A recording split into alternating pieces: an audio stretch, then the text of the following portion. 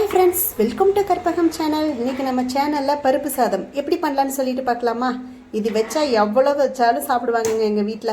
அவ்வளோ டேஸ்ட்டாக இருக்கும். Simple and easy. எப்படி பண்ணலான்னு சொல்லிட்டு பார்க்கலாம் வாங்க. அரிசி பருப்பு ஊற வச்சுருக்கேங்க.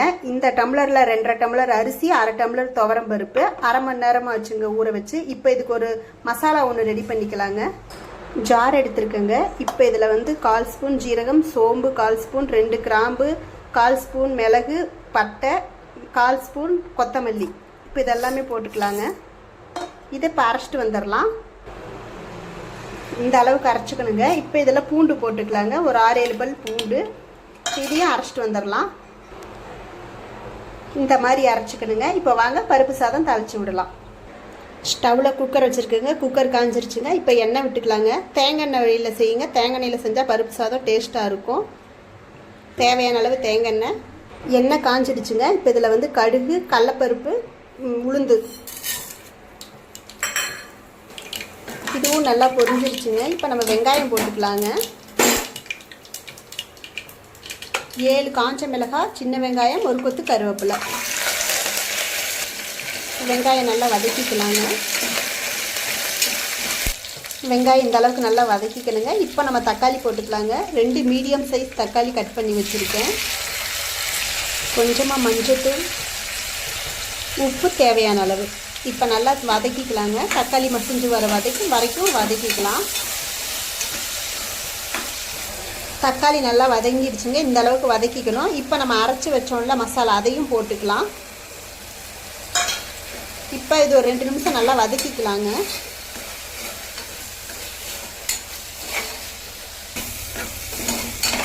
நல்லா வதக்கியாச்சுங்க. இப்போ நம்ம தண்ணி ஊற்றிக்கலாங்க. நான் தண்ணி ஆல்ரெடி அளந்து எடுத்து வச்சுருக்கேங்க. 1க்கு 2 டம்ளர். நான் 5.5 டம்ளர் தண்ணி எடுத்து வச்சுருக்கேன். 1/2 டம்ளர் தண்ணி கம்மியாகவே தாங்க ஊற்றிருக்கேன். ஏன்னா அப்போ தான் சாதம் நல்லா பொழுன்னு வரும். இப்போ உப்பு காரெல்லாம் பார்த்துக்கலாங்க. ஏன்னா காரத்துக்கு காஞ்ச மிளகாய் மட்டும்தான். உங்கள் காரம் எவ்வளோ தேவையோ அந்த அளவுக்கு மிளகாய் போட்டுக்குங்க. உப்பு பத்தலைன்னா அந்த டைம் போட்டுக்குங்க. சப்போஸ் காரம் பத்தலை அப்படின்னா மிளகாத்தூள் கொஞ்சமாக போட்டுக்குங்க. பியூர் மிளகாத்தூள். எனக்கு உப்பு காரம் கரெக்டாக இருக்குங்க. இது இப்போ நல்லா தண்ணி கொதிக்கிட்டுங்க. நம்ம அப்புறமா அரிசி போட்டுக்கலாம். நல்லா கொதிக்குதுங்க. இப்போ நம்ம அரிசியை போட்டுக்கலாங்க.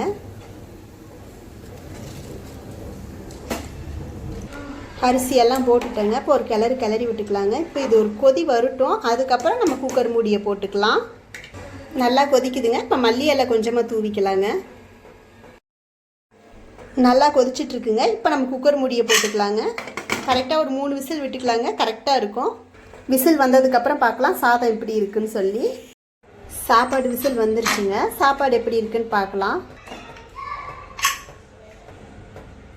சாப்பாடு இப்படி ஓரமாக கரண்டி விட்டு கிளறுங்க. நல்லா பொழுன்னு வந்திருக்கு பாருங்கள். ஏன்னா 2.5 கரெக்டாக 1/2 டம்ளர் தண்ணி தான் கம்மியாக விட்டேன். கரெக்டாக இருக்குது.